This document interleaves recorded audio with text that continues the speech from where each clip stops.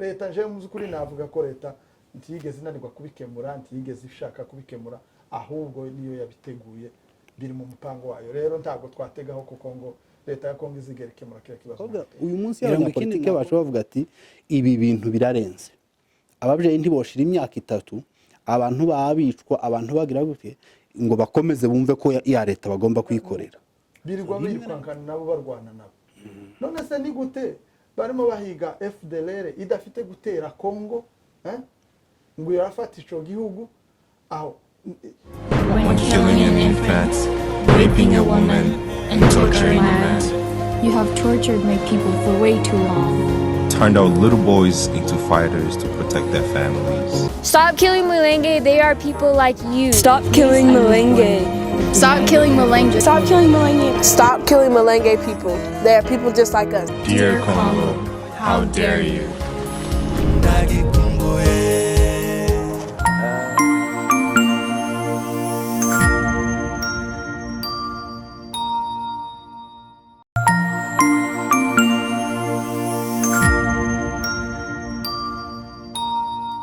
Bavandimwe mukurikiye turabiyegereje iyi ni Mwera TV kibisanzwe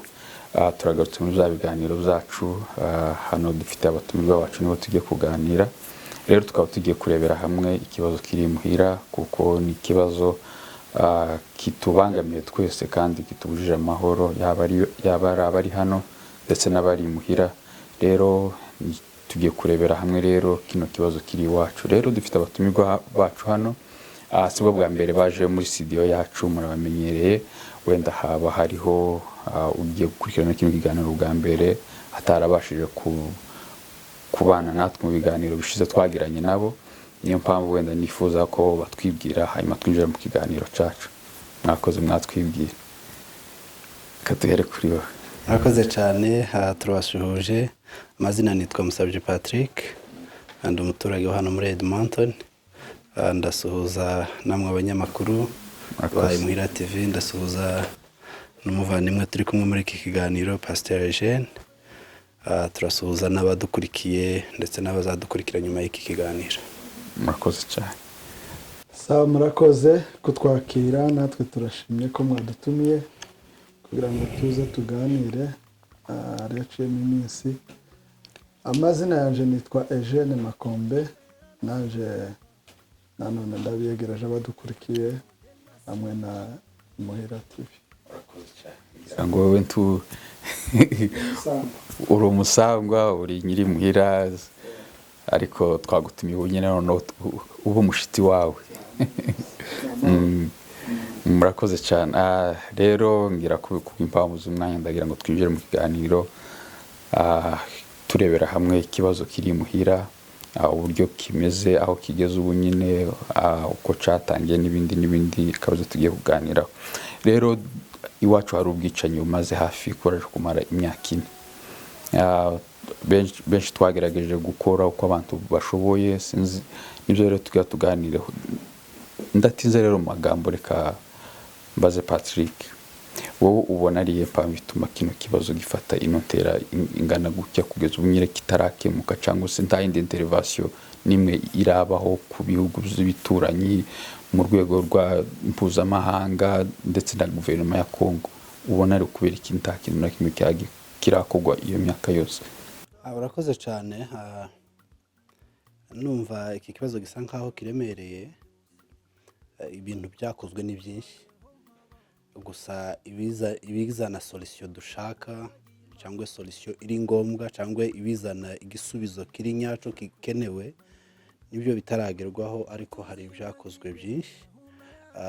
nge ahanini ntekereza yuko impamvu bino bintu biramba cyangwa bifata igihe kirekire nuko ibintu bitagaragara ntibyagaragajwe burya n'abantu bakora za rebellion cyangwa iyo twumva amarebe ahantu habaye amastrago ukabona abantu bagahirika ubutegetsi bakagira gute kenshi bishoboka iyo byahereye ahantu mu maviri iyo bageze mu maviri urugamba ruba rushire kare akarere k'iwacu urumva n'imiri isa nkaho iri enclave ntigaragara cyane ngo ibinyamakuru itangazamakuru bitandukanye bigaragaza ico kibazo sigitangaza kuko hari ibihugu by'ibituranyi bishobora kuba bitazi iriya situation wenda tutumva n'amaradiyo yaje abivuga. urakoze ari ukuntu waravuze ngo twakoze ibishoboka ariko usibye twebwe abandi bantu wenda batari gukorerwaho ubu bwicanyi, abandi bantu batari abanyamurenge, kuko nari mvuze wenda mu rwego mpuzamahanga hari icyo wowe uzi cyakozwe kuri iki kibazo? Iki kibazo cyagiye kivugwaho, ndibuka hari inzandiko nyinshi zagiye zivugwa, hari amambasade yabivuze, hari ibihugu bimwe byabivuzeho, ariko iyo bakivuga muri rusange ibibazo by'intambara biri muri Kongo, batibanda by'umwihariko ku bibazo by'intambara biri muri Kivu yacu cyangwa Kongo y'Amajyepfo, ugasanga icyo kibazo bakakijenereza bakavuga ati muri Kongo, muri za Kisangani, muri za Nord Kivu, za Sud Kivu n'ahandi, ugasanga gisa nkaho kino kibazo kitaba icumwihariko ku hantu harimo habera ubwicanyi, ndetse natwe ubwacu tugakomeza kwita ikibazo nk'ikibazo uko gisanzwe, uko abantu bakivuga ngo ni ikibazo cy'intambara y'amoko, nibyo ibihugu bimwe bivuga cyangwa n'abanyapolitike bacu ngo ni intambara z'amoko, kandi ari jenoside iri prepare, bikatubuza rimwe na rimwe abantu ntibavuge umwanzuro ari we. Kandi buriya hari ibintu bibiri bijya bituma ikintu kigora. Iyo ufite ikintu uzirinde ko kikubuza kugera ku kindi ushaka kubera ko hari icyo ufite, cyangwa icyo wifuza kikakubuza n'icyo ufite. Ibyo bintu rero twebwe biracyari ko biturwaniramo. Hari ibyo dufite tukibwira yuko byo tubuza gushaka biriya dukeneye kubera bino dufite, usanga babiproteja. Ibyo ushaka kuvuga ni gusobanurira aho ngaho. Usanga abantu bagenda bakavuga nk'intambara, bakavuga ngo ni intambara ya mayimayi yaje kunyaga inka. Nta mayimayi yonyaga inka, nk'imyaka 3 ishire inka zirasa nk'izashize ibihumbi n'ibihumbi, itwika imihana itabarika, abantu bakivuga ati ni intambara ya mayimayi yaje kwiba inka, yaje kugira gute. Aho tukavuga ngo leta baraza bagacisha inka muri position ya leta, bazinyaze bamaze kwica abantu zigatambuka, ariko ntibavuga kuko intambara ari leta, ntibavuga ko leta yayica abaturage. None icyo kintu rero kubera yuko dufite leta cyangwa tuyirimo, dufitemo n'abantu bacu bari muri leta, ni cya kintu tuba dufite kitubuza gusingira icyo dushaka. Turasa nk'abafite leta ikatubuza gusingira ari amahoro kubera ko ntituyivuga. Abanyapolitike bacu tibidenonsa ngo bavuge ati ko turicwa na leta kubera ko bayirimo. Ibyo rero icyo kibazo turagifite. So hagomba kubaho igihe umuntu afite icyo afite kikamubuza kugera ku cyo ashaka, ni ibyago. Cyangwa igihe umuntu afite ibyo afite akabibura kubera ibyo ashaka. Urwo rugero rubaho ubwoko bwacu naho nakivuga. Hari ukuntu nk'inka nizo mayimayi igenda izikanyaga cyane, ikica n'abantu, ikica nizo, igatwara nizo nka. Hari igihe nizasigaye zike abatari baranyaze, usanga abantu bakazihungisha bavuga ati reka tuzigize hariya byibuze zibona aho zirisha, bakaba baraziyegereje. Fete n'ibiryo bikeya twari dufite bigiye kutubuza nabirya twari dufite, tugasanga ababishira babande. So ikibazo gihari gikomeye nuko iyi ntambara ntabwo ivugwa, nta zina ryayiragira, ntiragira izina. Koze cyane. Reka mbaze Eugene, kuba ari ukuntu mwene yaravuze bitewe n'ahantu turi kandi n'ikibazo cyacu bakigeneraliza muri Kongo, kuba noneho batavuga ikibazo cyacu uko kiri, nuko twebwe ubwacu tutabasha kukivuga uko kiri, cyangwa se nuko tutagomba, nuko tudashikaho twakagombye gushika kugira ngo tuvuge ikibazo cyacu? Njyewe ntekereza ko icambere nuko ikibazo cyacu ntabwo abandi bakivuga kuko ntibashaka kukivuga, si uko batakizi, ariko nuko bashaka kugera ku zo bashaka kugeraho. Barashaka kugera kuri ya jenoside umuvandimwe yaravuze, bo bateguye igize imyaka n'imyaka, ahubwo ubu nyine batangara kuba batarayigeraho. Ari byo bimwe muri bya bindi babazaga ngo ese kubera ko intambara irambye igejeje imyaka 4 kugeza no munsi itararangira, nuko ntibaragera kuco bashatse kugeraho. So iyo rero ni imwe mu mpamvu tibashobora kuyivuga, ahubwo uburyo bushoboka bwose bo bukoresha kugira ngo ntibinamenyekane ko hariho ahantu hariho ubwicanyi muri Kongo. naho twebwe Twebwe natwe ubwacu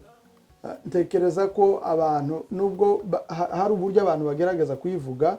no kugerageza gusakaza ku ma media n'izindi nzego za Nations Unies, ariko nanone ziracari pourcentage nkeya cyane rwose. Hari ibinyamakuru byinshi z'abandi batuvuga nabi, bavuga ahubwo ko ari twe turi kugira nabi, ari twe twatwica abantu. Niyo ubibona ku mbuga nyinshi zitandukanye bafite icyo nakwita wenda platform iri hejuru cyane bakoresha kugira ngo bavuge ko turi babi, ari twe bagizi ba nabi, mu gihe twebwe tudafite ya level ya platform ituvuganira natwe ko ahubwo ari twebwe turi gukorerwa jenoside, turi kurengana, turi kwakwa ibyacu. Ntekereza ko icyo ari cyo kibazo kinini cyane. Nta platform twebwe dufite ifatika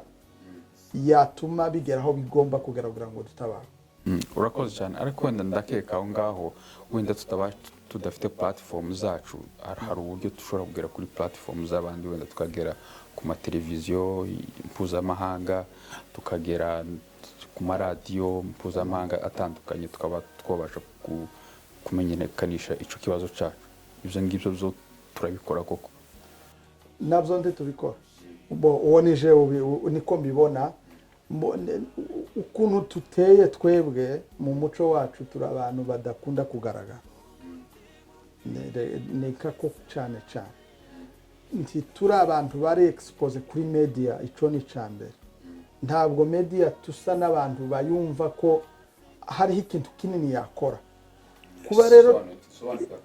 duhisobanukiwe cyane, nicyo gituma n'izito zishoboka zigerwaho n'abake cyane. Icyo rero kiratwicira, icyo gituma dusubira inyuma cyane. Nk'ubu ngubu ushobora kwibaza ngo ese kuki duhora tubona amavideo y'abari yabicanyi ba mayimayi birirwa basambaza ku isi yose,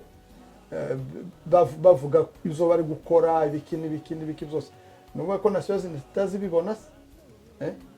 ariko dufite media iri hari iwacu muhira yerekana noneho siritere ibintu bihabiba, ubugome n'ubwicanyi na jenoside yakorwa umunsi ku wundi. Usanga rero n'ababibona bumva ko ba bantu bishwe, bagiriwe nabi,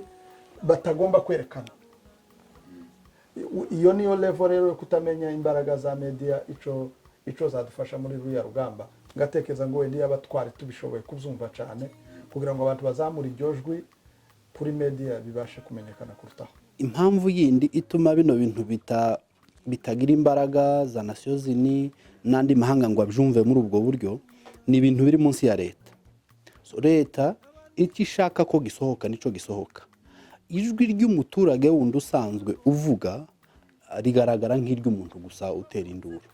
aha ku muhanda. Urabona hano ku muhanda duca ku byapa, iyo ukiviyo uri wenyine uratambuka, ariko iyo ababishinzwe aribo bakikubwiye kibigihano kibicaha. So leta rero niyibyihisha. None n'abari abantu bacu twari dufite, ngaruka kuri rya jambo navuze yuko rimwe na rimwe ibyo mufite hari igihe bibabera imbogamizi yo kugera ku byo mwifuza. Ibi bikeya twari dufite muri leta, abanyapolitike, inzego zikomeye mu gisirikare, abo hari igihe tusa nk'ababisigasira tukanga kuvuga ati ntitubirekura nabyo. Ariko wenda ntaguciye mu ijambo, wenda tuvuge wenda nk'amateleviziyo akomeye yangaha muri Canada, turagerageza tuvuga ati reka tugerageze kugera kuri iyi televiziyo n'iyi runaka, twebwe tuvuge. Wenda leta izabibeshuje, ariko twebwe hano tugana muri Canada twagerageje, cyangwa se twagiye kuri televiziyo, twagiye kuri radio, twagiye kuri ngi. Ubona twebwe tugera kuri media kuko bikwiriye? Ntabwo tuyigeraho nkuko bikwiye, ariko ndibuka igihe kimwe ngira ngo twari mu cunamo c'abanyagatumba, tukora manifestation tuzenguruka mu mujyi, abantu bakatubwira ati ibyo murimo muvuga, bagahagarara bakabategera, baraza bakavuga ati muvuga ntibyumvikana. Abo bantu bagiye bakabica, bakaza bakabica. Yeba namwe mwari mwiyorganije ngo mugende namwe mubice muhangane. So, ikintu kizacumvikana ku baturage amahanga azaja kubibona ari uko abantu babashira. Twebwe igitangaza gihari nasiyo zinirahari, dufite Monique ya ruguru nicungiriye inkambi zaziza zigaterwa, inkambi yo mu Mikenke baraje baratera bicamo abantu, Monique irimo ari icungiriye inkambi ariko ntizibivuga gutya. Dukunda kubona bino byegeranyo basohora, barabisohora bakabisohoramo bakavuga ngo aba mayimayi n'abanyamurenge bararwana, igasa nkaho turwana, kandi twebwe nta muhana turaja gutera. Umuhana bavuga uriya wa Gipupu bagiye bakurikiye inka bagenda babahunga basubizayo baroha bagera mu muhana wa Gipupu, ariko ntituratera. So, ikibazo gihari rero igihe aba banyapolitike bacu bafite ijwi ryo kumvikana cyane na leta ishobora kumva ico gitugu cabo, apana kubabwira nk'ababumvise bakavuga uyu munsi y'abanyapolitike bacu bavuga ati ibi bintu birarenze, ababyeyi ntiboshira imyaka 3 abantu babicwa, abantu bagira gute ngo bakomeze bumve ko ya leta bagomba kwikorera. So, rimwe na rimwe bino dufite biratubuza ryajwe, kandi bari nibo bari bafite ijwi rigomba kumvikana. Ico abantu bakoze bari abaturage baririya birwanaho nukwanga gutega ijosi ngo bateme, ariko ni ibintu bidafite aho byabije kubera yuko ntababivuga. Urakoze cyane. Ugerageje ko none ushaka kuvuga ko bari abayobozi bacu cyangwa se bari abayobozi b'abanyapolitiki b'abapolitisiye bari za Kinshasa cyangwa se bo mu bwoko bwacu batageza kino kibazo kuri guverinoma ya Kongo. Uburyo bakigezaho ni kimwe nuko undi muntu wese akivuga umuturage, ariko ukigezaho kwabo iyo bagishiramo imbaraga bakavuga ati ibi birarenze sibyo kwihanganirwa. Ni hahani ntitubonaho ababyeyi bashira bose ngo tuzabone kuvuga yuko leta yayitumara igihe nabo bemera ko leta ibifite mu ruhare. Ariko ikibazo gihari icyo navuze ati gituma ino ntambara iramba, iyi ntambara ntigira izina, ntituzi abo turwana baribo, ntituzi abatwica baribo, ntituzi ngo ni leta, ntituzi ngo ni mayimayi. Baraza ejo tukumva bamwe akavuga ati baje baciye mu ika ya leta y'abasirikare ba leta ibihumbi n'ibihumbi bacishamo inka baragenda, bayiciyemo baza baratera bumva amasasu ntibatabaye, baraje ibyo banyaze babicishije aho ngaho baragiye. Ibyo rero ntituzi abantu batwica baribo, tutaramenya abo bantu ngo tubavuga uko bari. Igisirikare dufite, abasirikare dufite, abanyapolitiki bavuga ati ibi ntibishoboka ko dushira tureba, kuko nyuma yo kumara ababyeyi iriya sintekereza ko n'abandi aho bazaba bari bazaba bafite ijambo bazaryakwa. Ariko icyo kuri ibyo yaravuze abanyapolitike bacu njyewe siko mbyumva, njyewe sinumva ko ikibazo bakivuga. Hari abakivuga ariko hari abakonterediza bajya bakivuga muri ya leta n'ubundi. Icyambere ni uko leta ubwayo niyo yayinisiye biriya, niyo ifite uriya mugambi, niyo ikoresha bariya bantu. Nta kuntu umujenerali umwe akwitinga igisirikare akaja gutangira gukora groupe ya rebellion, leta ntize ngo ishake wa muntu, ejo wundi akaza akamusanga bakagenda bakaba abasirikare bakuru runaka umubare. Leta ibizi ibibona, ni ukuvuga ko leta niyo ibiri inyuma, leta niyo ibashigikira, leta niyo ibaha ibikoresho, leta niyo ifatikanya nabo umugambi kurwana kwica abantu. Aho abanyapolitike bacu bariri Kinshasa nabo ubwabo ntibumva ikibazo kimwe, bamwe baje gutakira leta bayibwira ko ikibazo kiri hariya leta yagombye kugira ico ikora, abandi bakanyomoza ya makuru ko ibiri iwacu uko babivuga siko biri. Ibyo rero njye ntekereza ko iyo ni imwe mu bituma n'ibintu byacu bitabasha kwavanza ngo bigere kure, kubera ko abantu batabyumva kimwe, abanyapolitike b'abanyamurenge batabyumva kimwe ngo babashe guhuriza imbaraga zabo hamwe.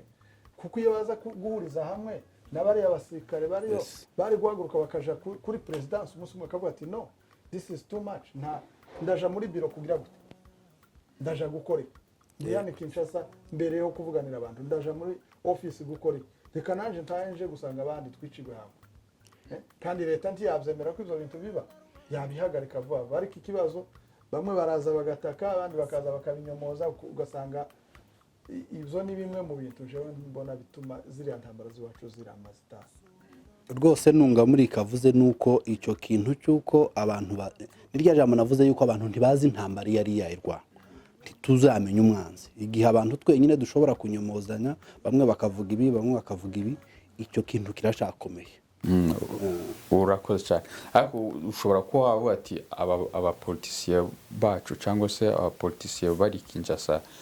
hari uruhare bakagombye gukora so koko arizo bakagombye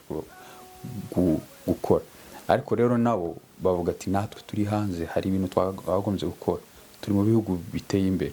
Canada ni igihugu giteye imbere abanyamurenge bacuzuyemo.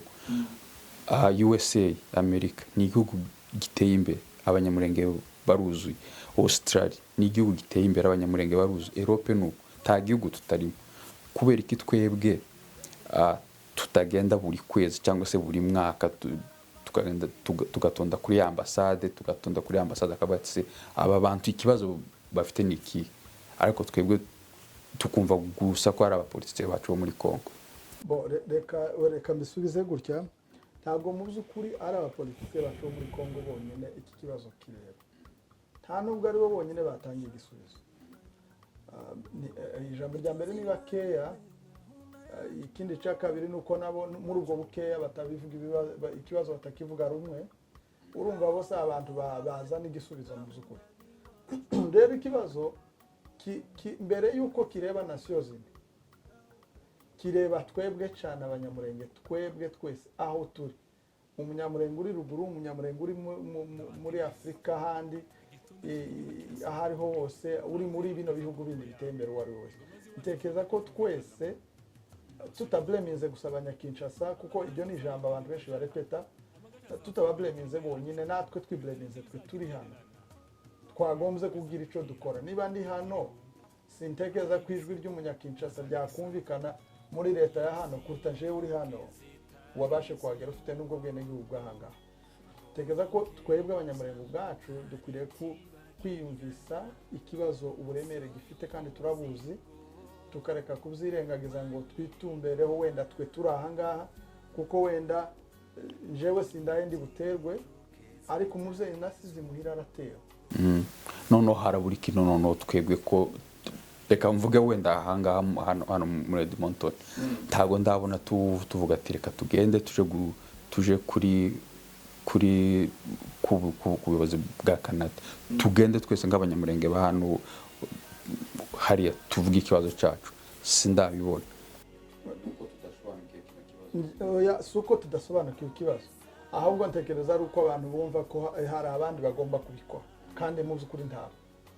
ni twebwe. Ari ukuntu abantu baza bicara bagatega ku mahanga kandi amahanga burya azafasha bifashije amahanga kenshi na kenshi iyo ufashe gusa nk'urugero rutoya wenda nk'ibihugu abantu bagiye babona nk'u Rwanda tuvuge par exemple ni urugero u Rwanda rwabayemo jenoside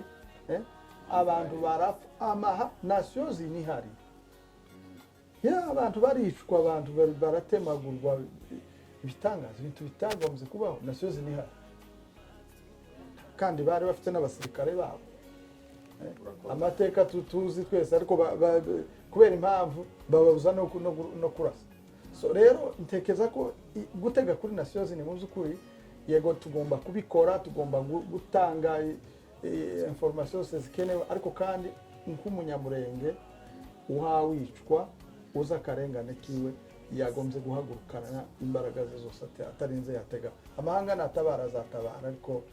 wenda bizaba biri tule. Hari abavuga ko guverinoma ya Kongo ariyo iri inyuma y'ubwicanyi ihayikora yinjira muri mayimayi kugira ngo ikore buno bwicanyi eske koko niko namwe mubibona? Kubera yuko wenda tutari kuri tele byagora kubikonfirma ngo tuvuge ariko dukurikije ibyo abantu bavuga bari kuri tele leta ibifitemo uruhare kandi n'utokurikiza n'ibyo biva kuri tele ibyo abantu bavuga uruhare rwa leta nuko leta niyo igomba gucungira abaturage umutekano kandi iriya mitwe yose yitwara gisirikare tutitaye ku yariyo leta yari ifite imbaraga zo kwigwanya yose ikayimara ikayinetraliza kuba itabikora rero ibifitemo uruhare. So ikibazo gihari nje ntekereza kiba ari kinini kuri leta na Monique nibi tuvuga hano aho twogera twoja ku mazu ya leta twoja ku ambasade kubivuga hano ariko mwibuke yuko dufite Nations Unies dufite ONU dufite Monique iriya batanga amaraporo buri kwezi ni direct ntabwo raporo zaba ari ibintu biza izo bazanamo ske nizihe hari ukuntu kwabo kandi bari abantu ari Nations Unies kenshi ifasha abafite imbaraga barya badafite imbaraga ubanza ariho bigira byanditswe bizabyuzurira bavuga ngo bafite bazongerwa n'abadafite banyagwe ibyo bafite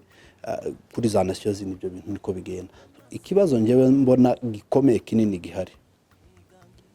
gituma nibizi ntege nke uvuga zacu nuko twebwe ubwacu twenyine nk'abanyamurenge ntituranumva n'ibintu kimwe uburyo bwo kwirwanirira nibyo abantu bavuga umuntu agahaguruka akavuga uko abona icyo kintu undi akakinyomoza abo ni ba bantu babiri ni ukuvuga ngo dufite abantu bemera yuko turimo turengana harimo n'abandi bashobora kuvuga ati turengana turarwana kimwe n'abandi icyo kibazo rero byose turacyabifite nk'imbogamizi ijwi ryacu kugira ngo rijye kugera kuwo ryo kagezeho atari na rimwe ntiryumvikana aho mvugira kuri bari abanyapolitike mu by'ukuri nta muntu ushobora kublaminga bari abanyapolitike bacu barakora ibishoboka byose ariko igihe cyose bakiri hariya abantu bakaba bakivuga kuko leta ari yibikora biragoye kubyumvikanisha nza nibuka hari igihe kimwe turi muri za Kenya mu buhunzi twavugaga ikibazo ko turengana kandi icyo gihe byari bikaze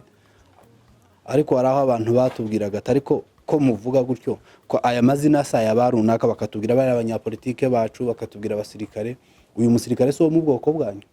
se ntari aha ngaha ntari Kinshasa uyu munyapolitike si mwene wanyu ntari aha ngaha none si byo muvuga ko ngitabemera ntiguti itabemera ugasanga ico kintu kiragora kucumvikanisha kubera yuko hari abandi bantu bakirimo babona ahantu bahari mu buryo njewe rimwe rimwe ntekereza ko leta n'abari atari kubakunda nukugira gusa ngo ikomeze yima amaso y'abari abantu babona akarengane kacu kubera ko dufitiye abantu ari abantu bano bari mu mirimo bano bari muri ibi nibi abanyapolitike gisirikare ariko mu by'ukuri leta ibifitemo uruhare runini kuko niyo igomba gucungira umutekano w'abaturage bose ititaye ku baturage abari bose ntiyananiwe rero kurasa iriya mitwe yose yitwara gisirikare cyangwa ibabwire nimba binaniye uvuge ati utera abandi turamutera abaturage bubaho ariko ikibazo leta uruhare rwayo runini nuko ntabwo yuzuza inshingano zayo ahubwo reka nongere kuri ico kintu njyewe sinavuga ngo leta ibifitemo uruhare wenda iyo ni ka professionnel nyine yo kuvuga ibintu mu buryo bwiza tugasa nyine n'ababihaye nk'isura itaremere cyane ariko umuntu abivuze uko njewe mzumva ku giti cyane numva ko leta niyo ya planes so kuvuga ngo ibifitemo uruhare n'ibyaye iyi ni business ya leta iyi ni plan ya leta yateguye kugira ngo bigenze kuri ha bigenze parce que igihugu ni ikintu kinini cyane igihugu ni ikintu gifite imbaraga nyinshi ngaho nkutekereza leta ya Kongo yiri guhiga ingabo za FDLR muri Kongo FDLR muri Kongo usanga nuko birirwa birikwankana nabo barwana nabo none se ni gute barimo bahiga FDLR idafite gutera Kongo ngo yarafata ico gihugu aho bakananirwa guhiga noneho mayi hayica abaturage b'abakongomani ikangiza n'ubutunzi bw'igihugu ubutunzi bw'igihugu bica abana bica abagore bagira gute urumva leta ifite abasirikare ibihumbi n'ibihumbi ifite ibikoresho bitagira uko bingana nuvuga ngo bakeneye guke leta ya Kongo yakeneye guke murakira kibazo nguyu mwanya nta n'ukwezi koshira cyane rwose bafite ingabo ibihumbi bafite ikibuga c'indege hariya bazana abasirikare n'ubu nyine nzi ko ntabwo hari munsi y'ibihumbi 200 z'abasirikare biri hari iwacu bya leta ntabwo ari munsi y'ibihumbi 200 ariko ntabwo turumva ngo twumve ngo leta ngo yagiye kugota igroupe ya mayimayi runaka bari bitwaje ibigwanisho ngo babafashe babagize gute no baraza bashika hariya pasika ari imisiyo yabo bafite donc bagakora sambla nyine ko baje guhagarika imirwano ariko in another way ahubwo bakajoininga abantu ku ruhande kugira ngo bongere ya force nk'ubu ngubu twabaye muri Kongo nyine nubwo umuntu yarakiri mutoya ariko intambara zahariya zimaze imyaka n'imyaka ariko nta gihe na kimwe Maimai yigeze Rwanda n'abanyamurenge ngo bagire 2 weeks bahabarwa never tibzigeze ariko nyine kubera kubona ko hariho push ya leta isunika abantu yabahaye ibikoresho yaratugabe ati niki gituma muhagarara ibikoresho murabifite tubari inyuma nimugene mu Rwanda so niho ubona ko mu byukuri ziriya mbaraga bafite iriya confidence bafite kuza kwica abantu no kubanyaga no kumara ibintu byabo nuko bafite leta ibari inyuma bacishaho amatungo y'aba bantu bamaze kwica leta ikabahereza inzira bakayajana so leta nje mu byukuri navuga ko leta ntiyigeze inanirwa kubikemura ntiyigeze ishaka kubikemura ahubwo niyo yabiteguye biri mu mupango wayo rero ntabwo twategaho kuko ngo leta ya Kongo izigera ikemura kira kibazo na gato ngira ngo ikindi nakongeraho kuri ibi umuvandimwe wavuze kuri leta ingero zitoya zibiza zigaragaza ibyo bintu hari imihana imwe nkanjye akarere mvamo ka Minembwe hari imihana imwe tuvuge nka Rugezi leta ikahashira abasirikare ariko ikahakura abaturage ni ukuvuga ngo leta ikitwa ko ihari ariko idashobora kubasha gutungira umuturage ikahakura umuturage ni ukuvuga ngo ibi bintu byose byira kominema baje bagashira abantu ahantu hamwe leta ibigiramo uruhare kuko leta ntabwo yigeze inanirwa kurwanya umutwe uwo ari wo wese ibaze rero niba leta ikura abaturage hano ikahabashira abasirikare ninde uzi ibyo leta ihakorera haha yagombye ahubwo yagombye mu yandi magambo yagombye kuba mu baturage ikabarinda kugira ngo ntibatere ariko vedi barabakura hano bajane hari ababwira toke mwebwe nimuza bari expose bari hariya cyangwa ikaje inyuma y'abaturage ubusanzwe uko igisirikare gikora igisirikare kirinda abaturage nimba abaturage baraha abasirikare babinyuma y'abaturage igitero icyo ari cyo cyose cyoza cohera mu basirikare kazabona kuza mu baturage ariko bo bafata abaturage bakabakura bakabashira ahantu hamwe abaturage bamaze kuba concentré muri Minembwe ni leta ntabwo mu bigaragara n'amakuru tugenda tubona cyangwa uko tugenda tubona nyine uruhare rwa leta kuko n'abagerageza kwirwanaho ari gihe basanga intumbi z'ingabo za leta hari gihe bafata abasoda ba leta bakabafatira muri Maimai icyo ngicyo ntitwo gitindaho ariko niki noneho gituma noneho twebwe tubona ko iyi leta ari hayiguma kutwica tubizi 100% ariko tukumva ko tugomba kuyihomekaho kandi itadushaka kandi ikeneye kutumara ndavuga bari muri leta haba ari amagenero yacu haba bari abapolisi bacu bakaguma kuyibamo kandi babona ko itadukunze ishaka kutumara niye mpamvu ituma tuguma kuyihomekaho kiraremereye kino kugisubiza ariko nagisubiza muri ubu buryo ko ncumva twabayeho ubwoko bwacu turi abantu bagira inyungu rusange turatekana inyungu zose tuzireshesha nza nibuka hari ukuntu abantu bagiraga nimba barabyitaga gukora ferme sinzi ikintu nkuko bagafunga nk'umusozi umwe bakavuga ngo ntabazawuragira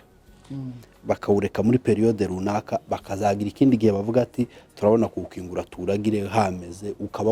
woragirwa igihe kirekire kirenza kuwuragira buri munsi abantu bakaza babyumvikanaho ibyo uyu munsi ntibyoshoboka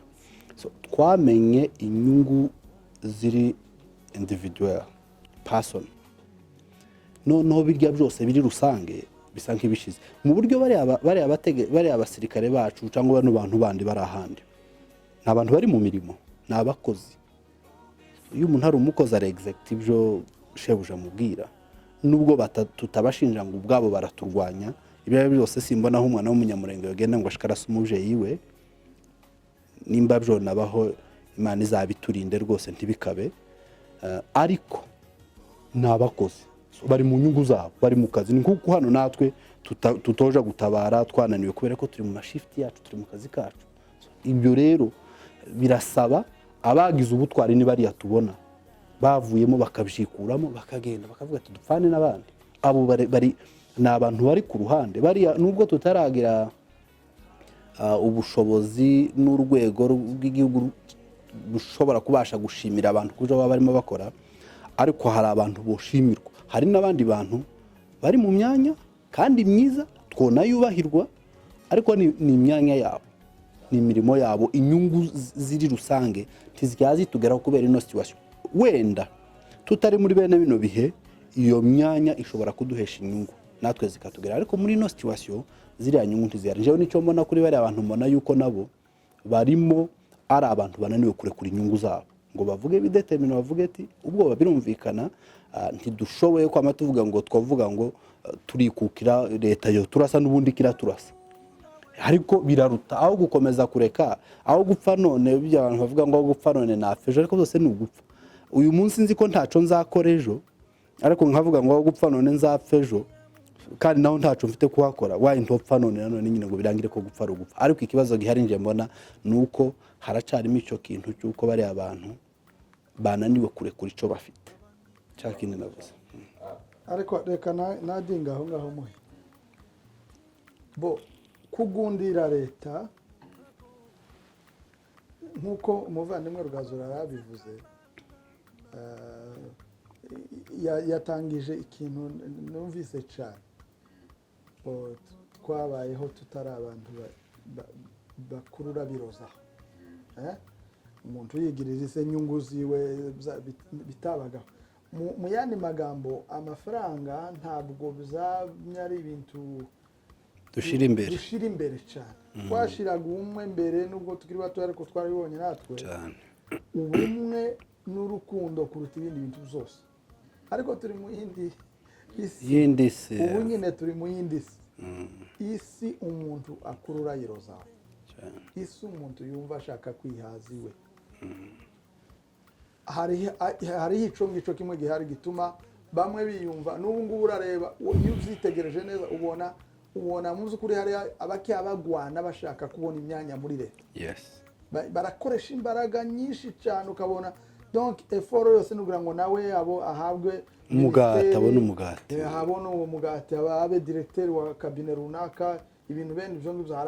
Hari abari kurwana n'ibyo ngibyo, ibyiriya ntabwo bimuraje no na gato. Hariho noneho n'abandi nk'abasirikare. Abasirikare hari cadre njewe nzagerageza kubumvamo. Buri umusirikare ni umuntu ugendera ku itegeko cyane, kandi umusirikare yovanwa mu gihugu kimwe akajanwa mu kindi atabishaka, atabigizemo uruhare, kandi yashika akarwanira cya gihugu akagifata, kuko ni itegeko rya gisirikare. Bariya abasirikare bari hariya bari ku mategeko, wenda barabyifuza, ariko wenda ntibabona uburyo ariko aho ngaho twokwirangiza ababikoze bo. Abantu bararutanwa uburyo bwo gutekereza ibintu. Hari umuntu uzupfira mu mategeko akayagenderamo ubuzima bwe bwose, akaba n'undi wovuga ati you know what, reka finding my way out nyine, uwo nguwo akabintwara akakora ibitangaza nyine, abantu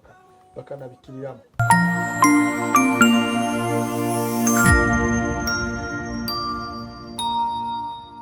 Ngira ngo ico ngico nk'abo basore urubyiruko bandi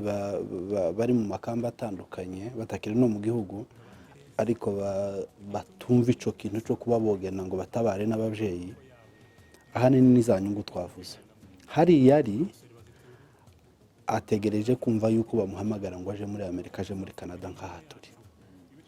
arashaka kumaximiza zino nyungu zibazoje hanze. Ikintu rero zirya nyungu zose, gukunda igihugu, gukunda n'ubwoko, ni ibintu dusa nkaho twamaze kubigurana n'inyungu. Ubu turi mu nyungu kuruta ibindi byose. Ishaka ryarashize, ikibazo gisigaye kiba ukakibona ku wundi kigasa nkaho coroshe, ariko mu gihe mbere hose ikibazo cyo kugezeho nkarira, ugasanga umuntu wese kiramuhaje, ariko ubu nyine nimba kitafect inyungu zawe usanga abantu bagiye ubu navuga ko umuntu bwashize. Hari ibintu bindi by'ama distraction, ndabyita ama distraction, nabyo ndabyita izindi ntambara. Ibi biza byo kuja hanze, twagize ibyago igihugu kidufata nabi, tugikeneramo, tukiburiramo imirimo. Umusore udakora byensira agomba nicyo gituma nari amareberi yabaho buriya bose ni ukubura occupation ariko habaye ibintu bijokipa bari abantu baririya bari abasore bagiye mu makambi akavuga ati nindangiza ibi ngibi ndakora muri entreprise ibyo nibyo abantu bari muri diaspora kugira ngo tuba tuje gukomanga ku ambasade kubika kuvuga ati ko turicwa ko turagira gute iyo abadushiramo imbaraga kuhashira ibikorwa iriya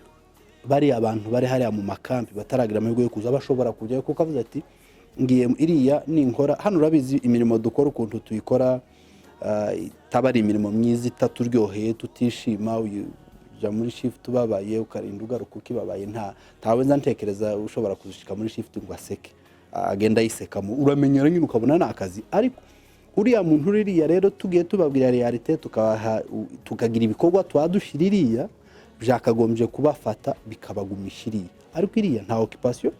nawe icyaraririye gusa no kuvuga ngo reka nanje kuri za nyungu zanje kimwe n'uriya muntu wundi wamaze kuba angaje navuga muri leta ya Kongo kimwe n'uyu wese wamaze kugera muri bino bihugu muri diaspora Canada za Amerika n'ahandi ari ku nyungu ziwe n'ikimenyimenyi gishobora kugaragaza kuko turi ku nyungu ubu turavuga ngo turatabara dufasha ababyeyi $50 uzitangwa ugo none wazibuza ariko ugahagurutsa famiye y'abantu 10 ukabajana ukabicaza Nairobi ukabatunga ko ari wanyu urashaka ngo baze hano ibyo tuvuga ibi byose twese urukundo rw'igihugu ruracari hasi tugomba ubunyine twakagombye kuja mu nyigisho zo kutwereka igihugu gukunda iwacu noneho tukashira hakabamo n'abandi baduteramo imbaraga zo kuinvestira iwacu wagira ubushobozi ukubaka wagira ubushobozi ukakora iki kintu abantu bakihuza reba nk'urugero nkaha muri Edmonton communauté yacu turi abantu bari hafi muri 500 amafamiye dufashe igihumbi ku kwezi tukabikora mu kintu c'amezi 4 dufite gukora uruganda iriya rworana ingarukangaje abantu 1000 ariko ntitwo bikora kandi ibyo 1000 ntanze mu mezi 4 wo bibona nanje no bibona n'uyundi yo bibona ariko ntitubyihuza mu ntitubibona inyungu za rusange zarashize aho ngaho umuntu ashobora kwibaza wenda ibintu bibiri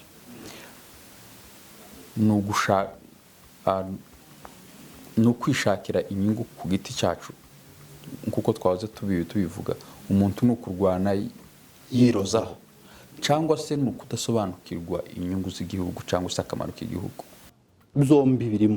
birimo kudasobanukirwa wamaze gusobanukirwa akamaro k'igihugu ntitwakigize nta gihugu kuba muri Kongo tukayibanamo biriya bibazo byose y'imyaka yose kugira ngo tugere hano ni ibibazo ntabwo twaje hano twaje ngo ku maviza y'abanyeshuri abandi bantu benshi tuba tubona hano mu diaspora mu yandi makominote atandukanye abenshi nabaza baje ari abanyeshuri nabaza baje ari mu mamisyo runaka baje gukora twebwe ntabwo ariko twazanywe n'ibibazo by'ubuhunzi twaje nk'impunzi no kuvuga ngo ibyo bibazo byahereye kera biratuzana bitugeza hano nibyo n'ubu ngubu bituma tutumva buriya buryohe bwo kugira igihugu waba hano nkahaba mbabaye ariko kubera ko ntigeze ngira ta flavor y'igihugu nagize ntaco mpanishakisha hano ndanyuzwe ugasanga nyine bakora ukukora ariko nta effort ugira yo gusubira imuhira Pastor Eugene we uko ubona iki kibazo uburyo tugifasha mu by'ukuri reka ngaruke wenda hano iwacu wenda ntaga umufano wenda wangaha iwacu kuvuga ngo $50 ku kwezi cyangwa se 100 si faranga nyinshi si faranga zotuma uburara cyangwa se ubura ico wishura inzu kuko usanga umuntu nimba afite ubukwe ntawe uratwerera umuntu ufite ubukwe $20 cyangwa $30 uwatanze make atanga $50 baje kubona ariko mu kibazo kiri iwacu kingana gutya aho umuntu mukuru arwara bwaki aho abana ubu nyine batunzwe n'ibiko ariko umuntu kumva ko kurekura $100 ari igitangaza ni ukudasobanukirwa ni ukudakunda igihugu ni ukumva ko biterwa n'iki bo ico kintu ni ikintu umuntu wese yakwiriye gutangazwa naco ni gitangaza ofete ni ikintu kinateye n'ubwoba kuvuga ngo undi muntu kararaswa cyangwa se undi muntu yataye ifamiye yiwe ahandi hantu runaka aja gutabara ababyeyi atanze kubaho atanze kubana n'umuryango wiwe noneho wowe bakavuga ati okay basi wowe uri kure udashobora kuza ngo ugere hano wenda mu minsi 3 biranahenze n'ibiki byose dufashe utugaburire bano bantu bahunze batakuwe mu byabo bambuwe buri kimwe cyose bishwe n'inzara wamara bakubwira ngo uzostanga $50 tugira abo tugaburira ukumva ko baguteretseho kino twicaye ni gitangaza jewe sinzi ukuntu njenza nzova zano barekine ariko dufite intege nkeya zo kugira abantu bagomba kubikora babifitiye umutwaro baze bagera iwawe bakubaza impamvu udashobora gutanga 50 utubwire igituma no kubera iki kuki utashobora abantu barimo baricwa n'inzara gutanga amadolari 50 nje ntekereza ko impamvu nini abantu benshi burya iyo bariye bakaryama baribagira akagira ngo abantu bose barahaze abantu bose bafite amahoro fite abana twese turabafite hano uzubwira umwana gucara hasi urye ngibizo kuri akama bitera umugere kubera ko arahaze nyine ariko iyo umubwiye uzumwe ati urabizi peti hano hari abandi bantu quelque part tutazi muri nos badafite ico bari n'inzara babuze ibyo barya ukabona arasa nkaho yikanze agira ati no ntabwo tugomba kuwestinga ibyo kuri never waste kuko hari habara natwe rero tugomba bakangurambaga bo kugenda babwira abantu ni iki kibigutera niba utiyibutsa hategezwe kuboneka umuntu kwibutsa kora ngo bikorwe ibyo bintu ariko ndacaswe ku kintu kimwe muvandimwe yavuze kandi batubajije kivuga ngo se abasore bari mu makambi jewe sinavuga ngo bari mu makambi parce que abari mu makambi se nibo bagomba kugenda bonyine kubera nta hantu hari umunyamurenge utogenda uri mu makambi uri mu kindi gihugu atuye kuko abantu bose bari mu kambi nuri hano natwe nidushake tuyita inkambi hano hano si kwisambu si iwacu umuntu wese utari kwisambu ari mu nkambi mu bundi buryo nushaka uba uri mu mujyi uba uri muri hehe ariko nturi iwanyu niba hatewe wagombye gufata pozisiyo yawe ishoboka niba ushobora kugenda niba ushobora gutabara mu bundi buryo ariko utabaye iwanyu njyewe niko mzumva kabisa so ntitukabuleminga abari mu makambi natwe twisize nanje ni blaming ko abandi baragiye njyewe ndasigara kubera iki urakoze hari abatanga ifaranga kubera ko bari kubona abandi babatanga bakavuga ati ndareka gutanga kandi abandi bose akaba yotangira ico ngico ariko ugasanga hano hari ikibazo c'ubuyobozi muri Amerika hari ikibazo c'ubuyobozi Europe hari ikibazo c'ubuyobozi ndetse n'iri iwacu hari ikibazo c'ubuyobozi none bigatuma wa wundi wari ufite n'akantu umunyantege nkeya none zigashira naho ndi wari uzifite zigashira aho ngamwe bwo mubona ko hashobora kuba harimo ikibazo reka jewe mbivuge gutya abantu benshi bazaprofita akavuyo kandi akama yumva ko c'est le bon moment mugani wa France akabona ko okay ubwo habaye akajagari k'ubuyobozi abantu batabumvikana gate reka jewe mbe exit nzimbuga igihe bizagarukira nzosanga amafaranga yanjye akabigendera mu rugo jewe ntekereza mu zukuri iyo abantu bari mu bibazo sirituza amahoro make muba muri conflit y'utuntu twose buri kimwe cyose murakiba kuko mwese mufite iyo anxiety mwese mufite iyo stress iri hejuru cyane ku buryo kumvikana bigora nico gihe abantu bakubitana imitwe kubera iki kubera ibibazo biri tension y'ibibazo mufite iri hejuru cyane none ugasanga rero ubu ibibazo by'ubuyobozi byagonganye abantu bananiwe kumvikana ubuyobozi bwapfuye noneho mbese ibintu bigasaba ibisambutse ariko nje ngatekeza ngo mu by'ukuri nubwo haba hari ibibazo by'ubuyobozi ariko se muri ya desordre mu gifite y'ubuyobozi intambara se nayirinze ngo mubanze mworganiza ubuyobozi bwanyu se no ubutabazi bwagombye kugira ritime yabwo idahuye n'uko umuhano uyobowe idahuye n'uko mituwarite y'abanyamurenge imeze muri Canada idahuye n'uko y'abanyamerika imeze iyo umuyoboro w'ubutabazi ukwiriye kuba ukwawo ukora ukwawo ukomeza ntakiwuhagarika kuko ibibazo tibihagaze jewe navuga ngo wa muntu uzi profita muri cya kibazo cy'ubuyobozi akagenderamo ntakore ni umunyantege nkeya akwiriye kwisubiraho akitekereza kuko ibibazo biri iwacu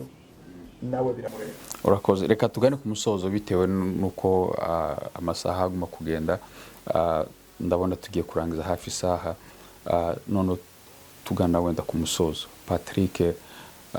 ubona none iki cyokorwa kugira ngo buri muntu wese yumvishe ko urakoze cyane kubw'icyo kibazo. Icyo ntekereza cyakorwa kuri icyo kibazo warubajije, icya mbere ni ukubanza kumenya yuko nimba ushaka kuyobora ugomba kuyoboka. Nimba wahawe igihe cyo kuyobora ngomba kukubahira kuyobora cya kintu. Ubu n'umuyobozi byensiragira abajyanama bakamugira inama, kuko ibyo kibazo wavuze cy'ukuntu amamituwarite yacu usanga haba za Kinshasa, za Bukavu, za Amerika, za Canada, za hehe hagenda haba icyo kintu, dufite ibibazo. N'icya kinini navuze, iyo ikintu ufite gishobora kukubuza icyo ushaka uri mu byago. Hano mvuge cyane nko muri diaspora. Hano muri diaspora abantu benshi ubu ngubu nta ukivugirwamo, nta ukicumva uwundi muntu, nta ukicumva inama. Kubera iki? Ni paycheck, twese tubaye kuri paycheck. Wakoze na amashift barakubarira amasaha nkayo bambarira, kunyubaha ndi wonyubaha kuko basi no kubaha. Ntaco ngukeneyeho, umuntu arihagije aragenda hahe wenyine, ni mpetsa yo mfite muri carte ndafata credit card. Ubwo buzima ni ukwibesha, ni ukwicwa n'icyo ufite kikakubuza kubona icyo ushaka.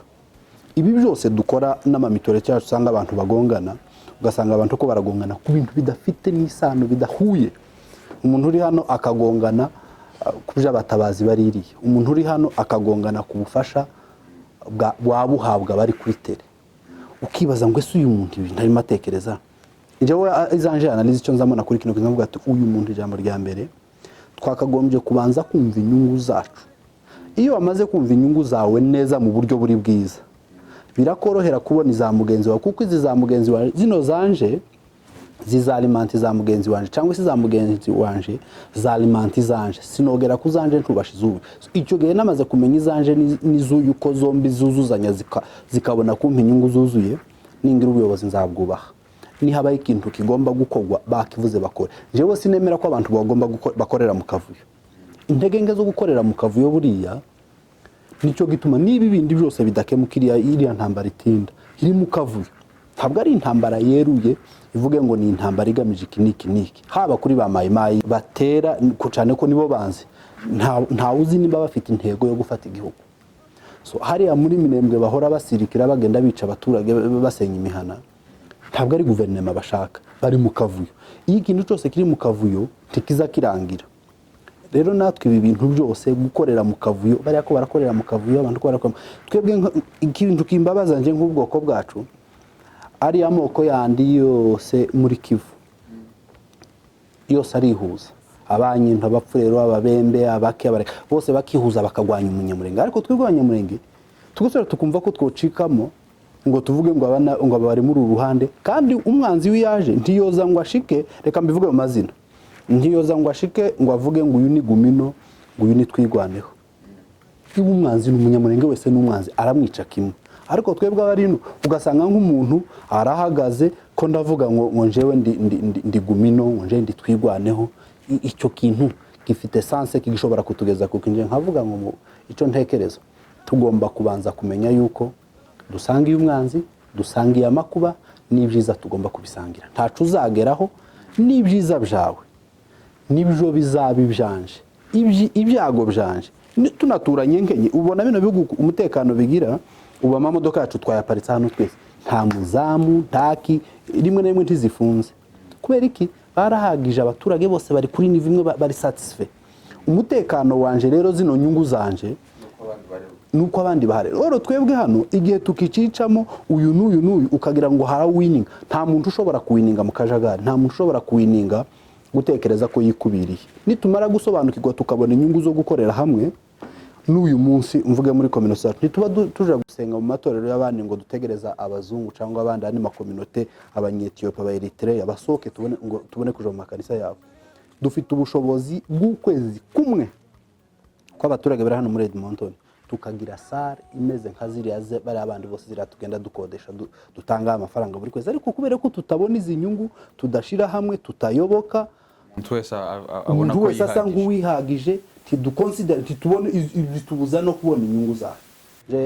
nkavuga yuko ikintu gishobora kudufasha ca mbere nuko tugomba kubanza tukumva tugasobanukirwa yuko umwanzi n'umwe inyungu ni zimwe tumaze gusobanukirwa ibyo byose bizatworohera tuzayoboka tuzayoborwa kandi no gukorera mu buryo bwiza butarakajagari bizadufasha kandi abantu bose bafashe n'abariya kuri tele baba beneficiaire beza nabo biroroshe kuko abaririya buriya umuntu yashonje umuntu wari we wese yo mumanipira nkubwiye ngo ndakugaburira nimara kugaburira umpeke uwo byemera n'ubuzi ko udafite imbaraga so tureke kumanipira abantu baririya amafaranga yawe utanga hano 50 yawe cyangwa iyanje ntabwo ari impamvu yo kugira ngo utandukanye abantu baririye tuyatangana umutima mwiza kandi ku nyungu zacu twese tuvuge ngo iriya nta uzotsinda rumwe hazotsinda umunyamurenge wawe ugwanwa mu ruhande rwa rwo rwose n'umunyamurenge hazatsinda umunyamurenge washize hamwe hazatsindwa umunyamurenge utashize hamwe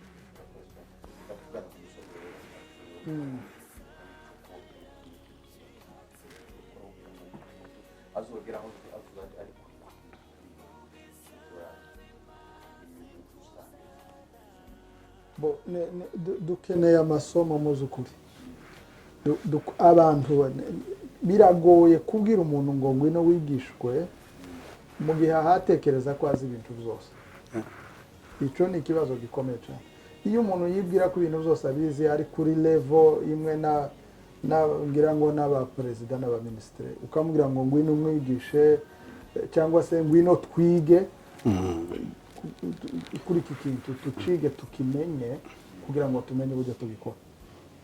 biragoye ariko ibyari bikwiriye nuko twicara jewe na Rugazura nawe n'abandi tukicara tukiga ngo ese kuba gumino kuba twirwaneho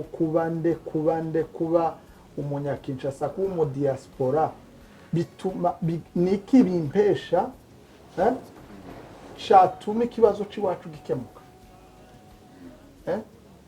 nitwumva ko kuba umudiaspora ntaco bimaze ntaco byahindura ku ntambara z'iwacu nzamenya noneho ico nakora gifite ico kimaze kugira ngo intambara z'iwacu zikemuke noneho ico gihe tuzakora hamwe na Rwazura dukora hamwe n'undi dukora ikintu kimwe twese hamwe ariko bisaba ko abantu bemera bakumva ko dukeneye kwiga dukeneye kuvugana tukumvikana ku bintu ibi bintu Rwazura yavuze avuga ati intambara zose ziri mu kavuyo nino turi mu kavuyo n'ubuyobozi ni mu kavuyo ati nje gukora mu kavuyo simbishigikira jewe sintegeza ko intambara ziri iwacu ziri mu kavuyo parce que zabaye organize zarateguwe turimo twidefanda wenda ntitwateguye wewe of course none se umuntu aje kugutera iwawe nijoro uraryamye n'abana n'umudamu tubona uburyo bwo kwitegura none hari ikintu wari uryamanye se cyo kutabara oya size umuntu umeze numva ngo yarashatse ngo azana n'umbuga itasi kuzagiza ngo yashira munsi y'usego babwira umugore gati n'izuba ku rugo munsi bitakunze wowe nyene ariko abandi ntazasi kuzagiza tutura nta n'ibindi bikoresho no so kimwe n'uririya ruguru nawe yatewe nta kintu abafite mukavuyo nyine ko kurwana ko kwirengera kugira ute niko bakoreramo kandi abo bantu ntiwabarenganya tibateguye ibitambara baratewe baratunguwe tibari bafite ukundi babigenza je ugatekeza mu zukuri n'importe quel kavuyo mugani wabo utwabivuga barimo twebwe tubafasha kabo uko bimeze gute ariko nta kavuyo kabene wacu bari gupfa bari kwicwa nabi bari kugirwa nabi umwanya wa organisation tushakishe kandi tubijemo tubikore neza tumere nk'abandi nk'ayandi masosiyete. Ico kintu nitutazakigeraho tagiye na kimwe tuzovuga ngo twatewe twiteguye ngo tuhagaze neza tumeze gute na gute. Tubanze dutekereze ico kintu dutabara abantu bacu tugaruka inyuma twiyorganize kuko ino ndambara yatangiye muri za 1964 uno munsi turi mu 2021 kuratekereza ngo ubu nyine ahubwo twagombye kuba turi abantu biyorganije biteguye bahagaze neza bavuga ati nuno mwaka nushira nubwo intambara yahagara none tacizere ko umwaka utatu tazoterwa no twitegure twiyorganize kandi duhaguruke twese hatagize abasigara tuzumve ko ibi bitureba ari twebwe amadiviziyo no kwitwa abanyanaka n'abanyanaka kubwira ukuri ubu se jewe niba mbaye gumino cyangwa se twirwana wiwaca kabindi nawe ukabihinduka nyuma yaho turakora niki kiri bube cahatari cyo kuvuga ngo ugasanga usabantu ubu nyine umuntu ashobora guhura nawe yamenya ngo twirwane akavuga ati okay kugira ngo muhiza tanto za mafaranga reka nama mutanga mwebwe batwirwane wandi twe turi gumino moshe turi gumino jewe zankora hehe muri gumino yahura n'abagumino jewe no muri twirwaneho guhera ku munsi w'amavuko kugira ngo atagira gute atagira hagira contribution nimba ibyo rero turi mu bintu z'ubuyobe. Urakoze cyane wenda uvuza ako kantu tugana ku musozo nimba wenda hariho abo ngabo bavuga ati twebwe dukorera muri gumino aho bakorera amagrupe yose afite abayobozi tuvuge sinzi niba kubika none abo bantu badahura kugira inyungu za community rusange tuvuge gusa je ntekereza ko ni tuze it's a matter of time mugani w'abazungu ni igihe gusa kitera ariko amaherezo bagomba guhura bazonahura kuko ikibatandukanye nta gihe abakagana kandi nubwo tubona abayobozi abari hano gusa nahantu urabyumva njyewe sinza ntinda abantu nje ntekereza ko ikibazo kinini dufite ni confusion abantu badutera abantu bumvisha abandi baba bari inyuma ya bene utwo tuntu dutoya baje kubwira abantu ibi bidafite imbaraga bidafite ingufu rwose ariko abantu nibageraho bagomba kuzumva umuntu akumva ko nta muyuda nta mugira ikimugani wa rya jambo twese dukore tutabari wacu nico kigendere en fait cyane reka tuvuge nka diaspora ubutabazi bwacu ndibwira ko umuntu uvuye ino cyangwa se uvuye handi agiye gutabara iriya rw'iwacu uwo nguwo wazagenda akarenga abasanze bari mu bibazo niba bari kumwe nabo ntabi ariko nkatwe diaspora yabaye intoxique n'utuntu beno twagumino twatwirwaneho bene utwo tuntu kera nagazano babagize ngo ni za android ibintu benezo ariko abatabazi bose moshe uravuze ngo tugitabaye ngo kubera ko babafasha ngo twirwaneho uretse ifaranga ngo bavuze twirwane ngo jewe ndakora uko bavuze gumino je ndakora uko bavuze nani iyo ni excuse yo kudashaka gukorera ubwo reka tugere ku musozo w'ikiganiro cyacu ndabona amasaha yagiye ariko reka mbaha ijambo mugira icumu mubwira abanyamurenge badukurikiye haba bari hano hanze haba bari iwacu bari gukora ubwo bwicanyi mugira ijambo mubabwira dusoza. Murakoze cyane bajya bavuga ngo byo kubara ari ibanza ndahera ku banyamurenge duturanye hano muri Edmonton mbabwire ngo ubutsinzi bwose buva ku bumwe kandi nayo biriya bivuga yuko iyo ubwami bwigabanije cyangwa bwacitsemo niko gutsindwa. Tugire ubumwe dukorere hamwe twactivike ikintu umuvandimwe avuze cyo kwiga cyo kuganira abandi bantu tugira amakominote tubona hano hanze azahura agahurira ahantu bakicara bakaganira tuvuge wenda bataza mu mastudio ngo baze gukora ibiganiro bije ku social media ariko bakicara bakaganira kuko abantu benshi iyi si bama abantu bahindura abandi kabamo n'abandi bahindurwa abantu bamwe benshi bo guhindurwa baragenda gusa agapfa gukurikira abantu agakurikira icyo ngicyo ngo iyi groupe ngo nigume no ngo nitwigwaneho. Babyeyi bavandimwe barimo badukurikira bacu muri uyu muhana, ubumwe bwacu nibwo buzatwubakira kandi natwe ubwacu twenyine hano mu muhana turabukeneye ubumwe bwacu. Ubumwe bwacu turabukeneye. Iyi mihana ko turayibyariramo, ko turayirereramo, tuzayishingiriramo, tuzayigiriramo ibyago, tugomba kumva ikintu cyose. Izo ni inyungu zacu tugomba kumaximiza. Izo tugomba kwitakazaho n'umwe. Igihombo cyo gucikamo kwacu kizagera kuri buri muntu wese. Nta muntu uzavuga ngo kizamugeraho. Tugire ubwo bumwe. Ku bwoko bwacu aho bari handi nabo batandukanye, nabo nta kindi mbabwira gitandukanye n'ico. Aho bari nabo bafite ibyo bintu by'amacakubiri yo kuvuga ngo abanaba turi Abanyamurenge. Mbere yo kuba Gumino, mbere yo kuba twigwaneho uri Umunyamurenge. Tuba Abanyamurenge, ibi bindi byose ni ibyanyuma. Ababyeyi bacu, bakuru bacu n'abandi bose abarwanashaka baririya babicwa baraye hanze, turabaha pole kandi tubabwire ngo mwihangane, nta joro ridaca buzaca, ariko namwe mufatane urunana, mufatane mu nda, kandi natwe muza mutwiyama twebwe aba diaspora bagerageza kubacamo. Nta mpamvu yo kugira ngo mucikemo muri iyo. Umwanzi we ntabacamo, umwanzi ntabasobanura, umwanzi ntaza ngo atandukanye avuge ngo uyu rumuri uruhande. Muri Abanyamurenge, umwanzi mufite n'umwe, muzamurwanya muri hamwe kandi muzamutsinda kandi Imana izabafasha. Murakoze cyane. Murakoze cyane. Nimba ari icyo wabwira badukurikiye cyane, nimba ari iyo message wari uherukiyeho. Ndumva nta yindi gitangaza ndi butange, gusa no kubwira abadukurikiye cyangwa se abatwumva, yaba ari abatuye hano Edmonton, yaba ari n'abatuye muri Canada n'ahandi hirya no hino, ko dufite ikibazo. Waba wicaranye n'abana bawe cyangwa se uri wenyine, uzirikane yuko dufite ikibazo kandi gikomeye, kandi turimo turengana, tuzira ubusa, mutazira kwasa, akaryozwa uko ameze, akakubyiwe. Tuzirikana ko karengane ko ari twe kagakorerwa, kandi ko nta wundi muntu uzaza kudutabara keretse twebwe ubwacu tubigizemo uruhare. Wohaguruka naje nohaguruka, ukora mu nzira zawe z'ushoboye, z'ubuvugizi, z'ubwanditsi, z'ubufasha bwo gutabara abababaye bari hariya, cyangwa se no kugenda ukaza kubafasha kubasanira amazu yabo n'ibindi ushoboye.